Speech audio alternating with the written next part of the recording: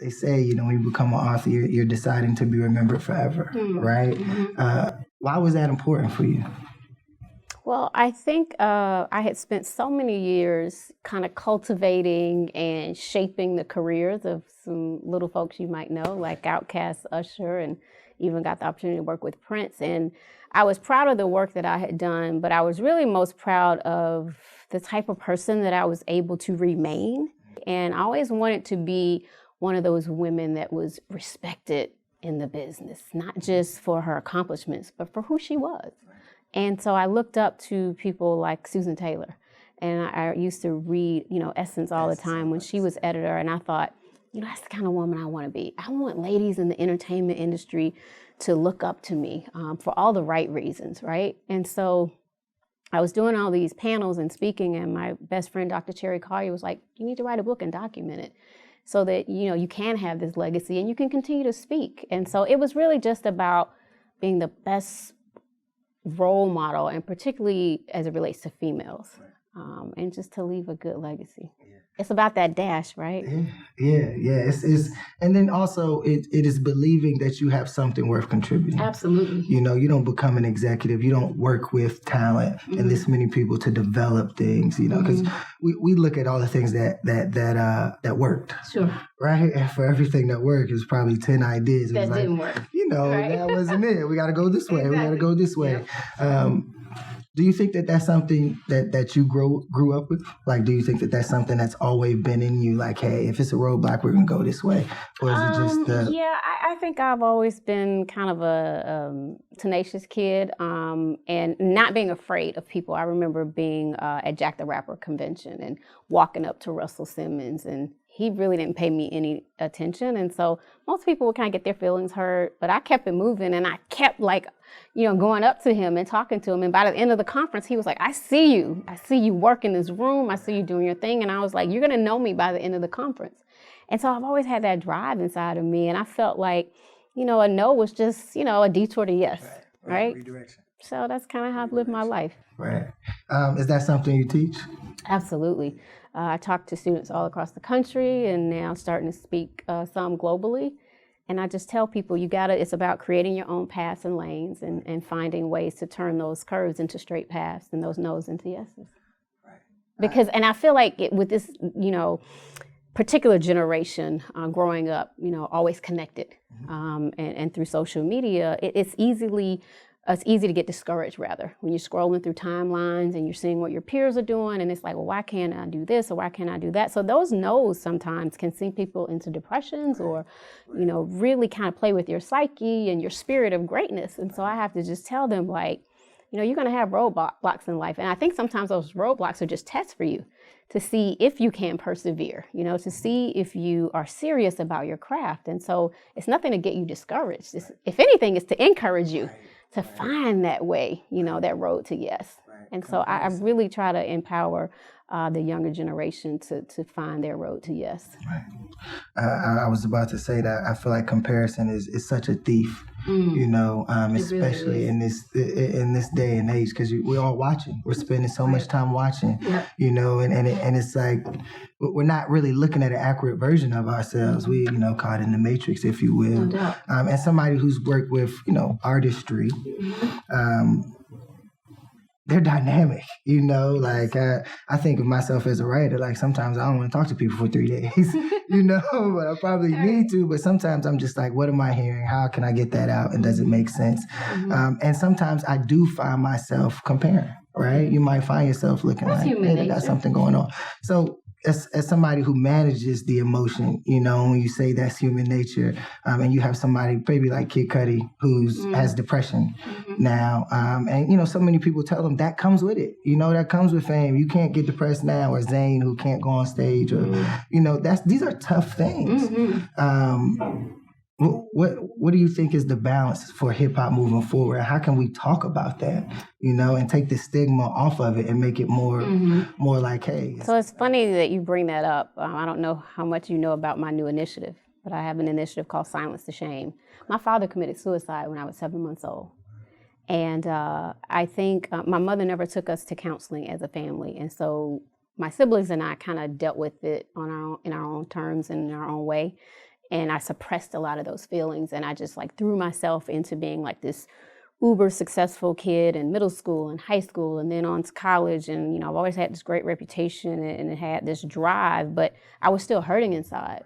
And so as I started to deal with certain things in the entertainment industry, I felt like I had to wear that mask and, you know, and to keep up this front, if you will. But finally, when I was in my 30s, it got the best of me. And those emotions and feelings about my dad started coming back. And I suffered from depression for a long time, but never really did anything about it, because I think in a lot of cultures, and particularly the African-American culture, you know, we frown upon that. And we just say, oh, you know, you're not crazy, or you got to deal with it, or move on, or, you know, we pray our ways through it, right? And so mental health is very real. It's no different than if you have diabetes, you know, you go to the doctor, you get insulin if you need it, you exercise, you eat better. If you have cancer, you go see your oncologist. But heaven forbid somebody say they're depressed or they have a mood disorder or a bipolar disorder, you know, it's hush hush and you don't want to tell anybody. And so I felt like it was important for me to use my position in the entertainment industry because I am respected. And again, I say that in the most humble way. But for someone like me to be able to come out and openly talk about my depression, and even a year ago, I contemplated suicide. So when I saw that Kid Cudi article, you know, my heart sunk. Shakir Stewart was a dear friend of mine who took his own life probably, you know, 6-7 years ago. My best friend committed suicide 3 years ago. I felt like it was all around me, and I just had to tell people that it was something we finally had to address. So what Silence the Shame is hoping to do is to just peel back those layers, and if nothing more, get people to start talking about it. The most terrible thing you can do if you're suffering is to suffer in silence. And so I just hope that more entertainers will come out and use their voice as a platform. With the hip hop professional, Yes. I love your hoodie, by the way. Thank you. How important is it for us to evolve into that point moving forward? You know, that I think hip hop is developing layers in a way that it probably didn't before, you know, layers in generation, Absolutely. right? So for me, I think it's extremely important, which is one of the reasons why I kind of came up with the term and trademarked it and made it my brand, if you will. Anyone can be a hip hop professional. You can be a lawyer, a doctor, or engineer and happen to have a love for the culture, but you got to work at the highest level, you know, and really, really be serious about your craft, no matter what you are. And so when I go and speak to the young students and this upcoming generation, I just need them to understand that it's still a business, you know, whether you're in the music industry or you're a film director or a photographer like Jonathan Mannion, it's the business of entertainment. And that brings a lot of responsibility, and you have to be a real professional. You have to call people back. You have to return emails.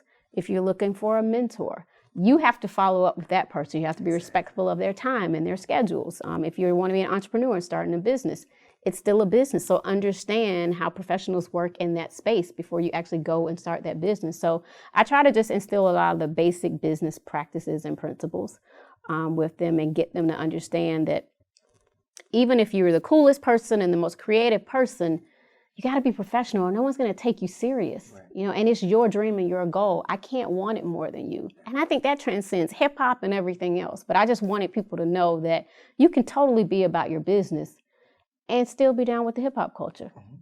Professionalism will never die. Right. And at the end of the day, you know, be the best that you can be, but if you're better than everybody else, they can't deny you. I believe you're someone who helps people grow, right? And I want to know what you love most about doing that. Like, why is it that you show up every day with a book, with a lecture, with an idea, with the energy to, even when you're feeling low, with the energy to help people grow? I admire people like that, you know, because it's not easy. So it's not about me. It's God at this point. I have recognized for the first time in my life, Rob, and it feels so good that I know my purpose and I know his assignment over my life. And it took me a long time to get to that place. Great career, you know, working at all those labels and with all the artists, but he was setting me up for the real victory in my life. And I think more than anything is how you treat people. And it's not what you have or what you got, it's what you give.